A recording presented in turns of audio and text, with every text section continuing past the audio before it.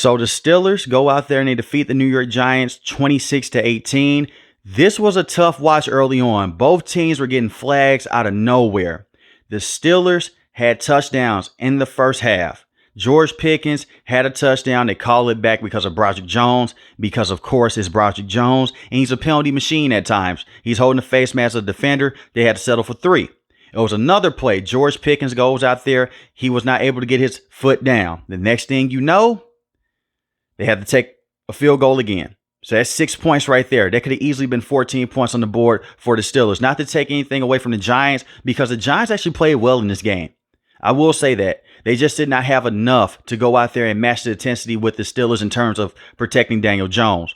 But when I look at what the Steelers did in today's game, the offense looks better underneath Russell Wilson. It's more consistent because he's able to go down there and push the ball down the field to Van Jefferson at times, who had a beautiful catch that went for 36 yards. We know that George Pickens is the number 1 wide receiver. Calvin Austin III had a punt return that comes with controversy because I'm going to say it from a non-biased standpoint here. The Steelers, they went out there. It was contact with the punter, but it was a legal formation on the Giants. So the punt return stood. They should have called the flag, but they didn't. And I will say this, great job by Calvin Austin III to go out there and get that punt return. He also had a receiving touchdown in this game as well. And I'm going to say this, he was the offensive MVP in this game. He was constantly getting open deep down the field. And the same with Scotty Miller. Scotty Miller was open on 2 plays, but Russell Wilson got sacked. He didn't see him. Russell Wilson got sacked 4 times in today's game. He's holding on to the football for a little bit too long. I want to see the football get out of his hand. In the first half, he was 61% with the completion percentage for 131 passing yards.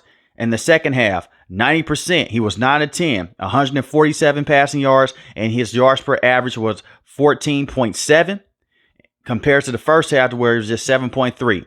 They're definitely a second half team, which is a good thing and also a bad thing because their defense will go out there, they'll set the tone. But there'll be certain games like how you had against the Indianapolis Colts to where the NFL offensive firepower, they'll just go out there and start trying to get you into a shootout. And the Steelers have to match that early on. Now, the key is this, is for TJ Watt and Alex Highsmith to get to the quarterback on a consistent basis, like how they did in today's game.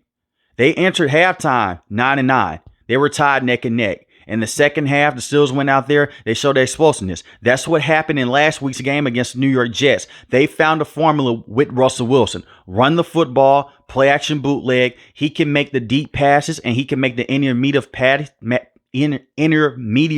passes that Justin Fields can't make.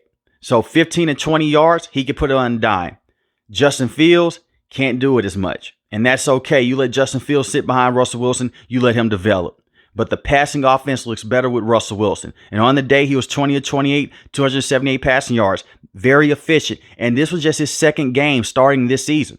This is still a man that's very rusty in my opinion. Even though today's game was better from a standpoint of going out there and finding the open guy than what it was last week against the New York Jets. Because let's not forget, the Steelers fans, they were starting to boo Russell Wilson in the first and second quarter. In today's game, he was able to march down the field.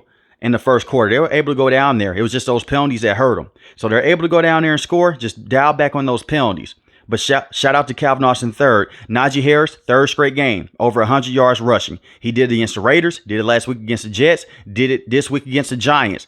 Out of the bye week, I would like to see Cordell Patterson back on the field, get him more involved, because even though Najee Harris has started to play better, he's not that explosive running back. That's still Jaylen Warren. That's still Cordell Patterson. You put all 3 of those guys together, I think that you can have something out that backfield. And Cordell Patterson is a chess piece on the offensive end. He can play inside the slot. He can come out the backfield. Arthur Smith knows how to use him, and you can use him on end-around plays as well.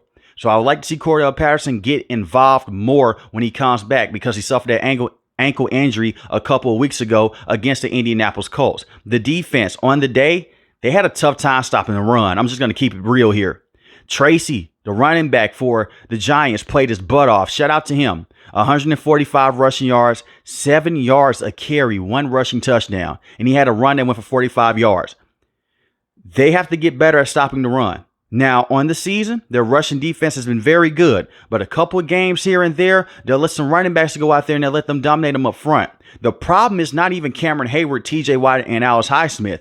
It's the linebackers, and it's one linebacker in particular. Now, he's played better over the last couple of games, But this linebacker that I'm talking about is Patrick Queen. They gave Patrick Queen a lot of money. He's making top linebacker money. He has to be more consistent on situational downs, especially second and third down. On first down, solid. Against the pass, he does look confused at times, but he has a Landon Roberts that comes in. He's outplaying him. And the same with Peyton Wilson, the rookie, as well. And remember, Cole Holcomb may not play this season, but he was a very good linebacker last season before he suffered that knee injury. So we'll see if he can get back into the fold. But Patrick Queen has played better over the last couple of weeks. They're going to need him against teams like the Cleveland Browns, against teams like the Baltimore Ravens, and the Bengals. Now, the Browns and Ravens in particular, they love to run the football. So Patrick Queen, better put some bricks in your pocket because the Steelers are going to need you.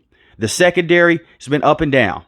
The secondary depends on if the front seven can get to the quarterback fast enough. Dante Jackson have some good moments here and there. Joey Porter Jr.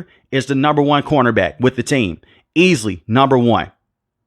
I'm not saying that he's one of the best cornerbacks in the NFL, but this kid, he's playing very good in my opinion. He had a very good week last week and had a very good week this week as well. He's a very good tackler and he can jam guys up at the line of scrimmage.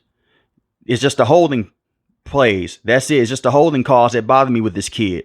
And I also look at it from this standpoint because TJ Watt is the defensive MVP in this game because he came away with the 2 sacks and the forced fumble. He saved Russell Wilson in the offense because Russell Wilson did have a fumble late in the fourth quarter. Just a bad play by Russell Wilson. And by the way, he has regressed as a runner. He doesn't have the same speed that he once had 4 to 5 years ago, which is expected because he's an Asian quarterback. But when I look at TJ Watt now as Hy Smith, maybe the best pass rushing duo in the NFL in terms of edge rushers because they can go out there and they can dictate a game. You also look at Herbig, who is dealing with an injury right now. Very good rotational pass rusher. When they get him back, that's when you can really see the full strength of the Steelers team.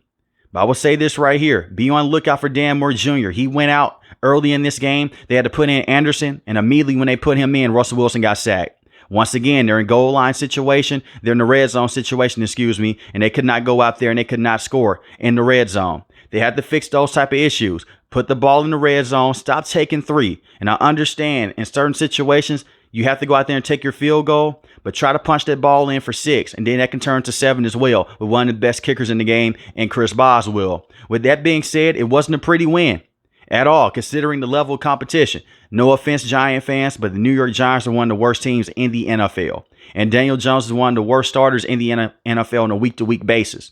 But with that being said, the Steelers walk away with another win. That's 3 in a row. They defeated the Raiders, the Jets, and now the Giants. It's on to this bye week. Hopefully they can get healthier over the bye week because coming straight out of that bye week, you have the Washington Commanders, and then at that point, the gauntlet continues. And I do believe this as well. With the Cincinnati Bengals dropping a game to the Philadelphia Eagles, I think the Steelers make the NFL playoffs. And with how bad the defense is for the Ravens, they could possibly win this division. Don't rule that out. I think the Steelers, they have a good shot to win this division. The Browns right now, they have Jameis Winston, but we know that he's been mistake prone in the past. But how the Steelers are playing right now, they're the most complete team in this division. They have a strong defense, a strong run game, and a solid quarterback that can go out there and can push the ball deep down the field. The only questions that I have is how is this offensive line going to look against top pass rushers like Myles Garrett and Trey Hendrickson? And also this as well. How are the wide receivers going to look against elite level competition? Now, we saw last week against the Jets, the passing offense looked good, and they were one of the best passing defenses in the NFL this season. But at the same time, they just lost against the New England Patriots. So I will say this, nothing to take away from the Steelers. I think they have a good shot to win this division, but I would like to see guys continue to step up. But shout out to Calvin Austin III, walking away with those 2 touchdowns, a punt return, and that receiving touchdown. And shout out to TJ Watt, 2 sacks on the day, 7 tackles, and a forced fumble. If you're new to the channel, hit the subscribe button. If you like the video, hit the like button. Most importantly, we want each and every last one of you guys stay safe, stay positive. Thanks for watching the video, guys. God bless. Peace.